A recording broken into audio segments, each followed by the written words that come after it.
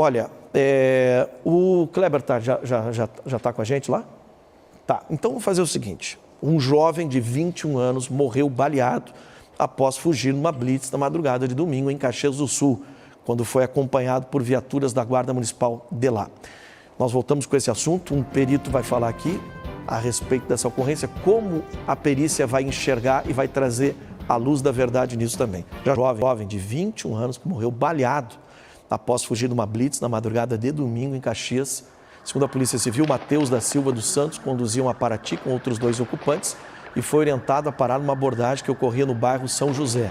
No entanto, Matheus, que havia acabado de adquirir o veículo, não tinha habilitação para conduzir. Segundo relataram testemunhas, a polícia decidiu, relatados à polícia, ele decidiu não obedecer a ordem de agentes e fugiu. Após perseguição, que você está vendo aí agora, né, o veículo teria derrapado na pista molhada. Em nova tentativa de abordagem, Matheus novamente teria tentado escapar, quando servidores da guarda dispararam contra o veículo. Matheus chegou a ser encaminhado ao hospital, onde foi confirmado o óbito. A Secretaria Municipal de Segurança Pública confirma que os 4 agentes da Guarda Municipal envolvidos na ação foram afastados já preventivamente até a conclusão do inquérito da polícia, que será a base de um procedimento administrativo disciplinar a ser aberto pelo município e pela corregedoria da Guarda lá. O caso está sendo apurado inicialmente como homicídio decorrente de oposição à intervenção policial. Ponto. Vamos pegar esse... Eu estou com o Kleber Miller, que é perito criminal, já foi diretor do Instituto Geral de Perícias do Rio Grande do Sul. O Kleber não vai entrar na ocorrência em si, ele vai nos dizer aqui, ele vai trazer as informações de como a perícia, num caso encardido como esse, que morre uma pessoa que a princípio não tinha nenhuma passagem pela polícia, vai se descobrir depois que ele não tinha apenas carteira, ele leva um tiro e o que a gente já conseguiu apurar, o tiro foi na cabeça. Agora vamos para o perito para nos dizer não sobre o caso, porque o Kleber não estava lá, o Kleber não fez levantamento do local, mas, Kleber, boa tarde, seja bem-vindo. Como é que a perícia vai definir? Ela consegue definir, além da trajetória do tiro fatal nesse garoto, que ele também tenha levado o tiro antes de bater ou depois de bater? Boa tarde. Boa tarde, Forcolém, boa tarde, os ouvintes da Band. Pelo que a gente repassou aí em relação ao que a gente tomou conhecimento, né, Forcolém? Do que nós tivemos acesso pela imprensa. Então, sempre eu sou muito prudente, né? Tu sabe que eu sou bastante prudente Claro. em comentarmos aí sobre caso que a gente não tem analisado e as informações recém chegando, mas de uma forma bem didática, né? O que envolve, identifiquei o que envolve nesse caso ali, tá? A primeira vítima, a princípio, foi socorrida, então tu tem o local não fica preservado, né? Então, a princípio, nesses locais, é bastante importante, né? Para a perícia, para entendermos toda a dinâmica do que realmente aconteceu, né? Um veículo em deslocamento, disparo de arma de fogo, né? Nós ouvimos os disparos de arma de fogo, até pelo que a gente viu da reportagem, teria sido efetuada ali por policiais ou pela Guarda Municipal. Então, uma parte seria esse levantamento, creio que de alguma forma deve ter ficado comprometido, né? Esse veículo, ele possivelmente será removido para um depósito, né? E aí a atuação da perícia, dos peritos, a princípio da regional, do Instituto Geral de Perícias de Caxias, onde nós temos uma regional sensacional, uma equipe excelente em Caxias ali, nós conhecemos bastante o trabalho, até são bastante multidisciplinares. Então, uma análise vai ser feita no veículo, né? Essa análise no veículo, aquilo até que a gente comentou aqui um pouquinho antes, né, sobre trajeto e trajetória, qual essa trajetória, né, que tiveram os projetis e disparados das armas que tenham sido empregadas, né? Então, o que nós precisamos para isso? 2 pontos, né? 2 pontos, nós temos uma linha, com essa linha nós conseguimos definir, né? Claro, tem essa coisa do deslocamento do carro, mas vamos pegar um exemplo, a grande maioria desses disparos de arma de fogo, né, a princípio, cremos, né, ser uma pistola, a princípio uma .40, alguma coisa assim, mas independente disso, normalmente elas transfixam ali a lataria, então normalmente a gente consegue definir ali, e às vezes até coletar, né, aquele projetil que se encontre no veículo ou na própria vítima, né? Então, no caso da vítima,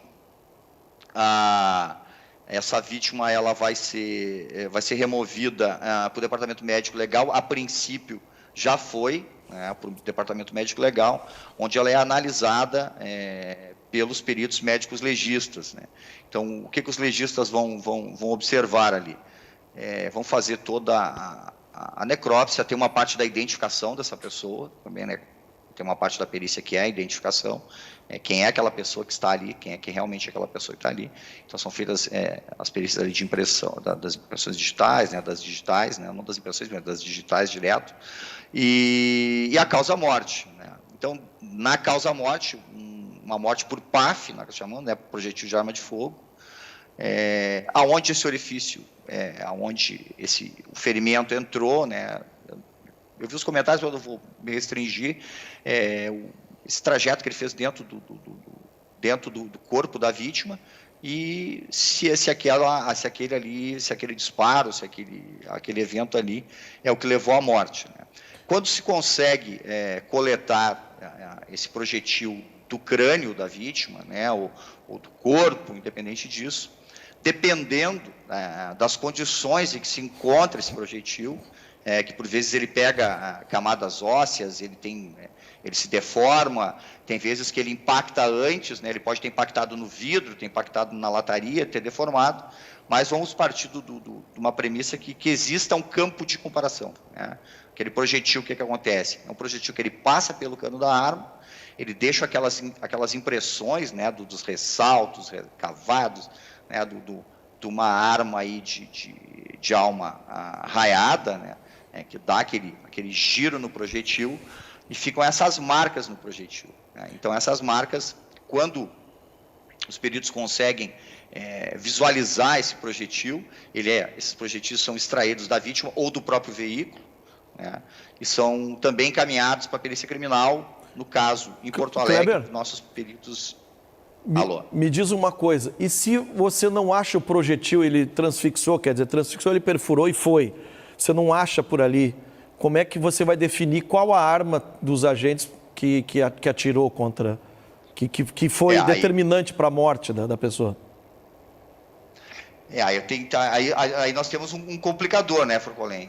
Saber qual daqueles projetis, aquele projetil que matou aquela vítima, de que arma que ele veio.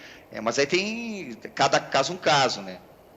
Mas vamos supor que nós conseguíssemos definir um trajeto, vamos supor que tivesse eu e o Forcolém atirando, o Forcolém tivesse mais à esquerda, o outro atirador tivesse mais à direita. Sim. Né?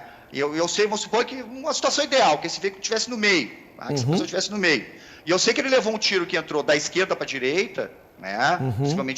Possivelmente, né, Forcolém? Sim. Desse atirador que estava à esquerda, ou do atirador que estava à direita, dependendo dessa angulação, né? Sim. E desses ferimentos, talvez, né, nem sempre, mas existem elementos, claro, às vezes nós podemos ter vídeos, nós podemos ter uma série de outras coisas, pelo que eu consegui mais ou menos levantar, talvez, acredito que não tenhamos as imagens, né?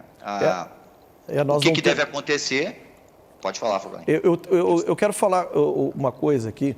Então, veja, o que o Kleber está colocando para vocês, se caso não achar o projetil ali, porque daí ele compara com a raia do cano da arma, da onde ele saiu, eles conseguem identificar dentro daquelas armas que provavelmente elas foram apreendidas, né?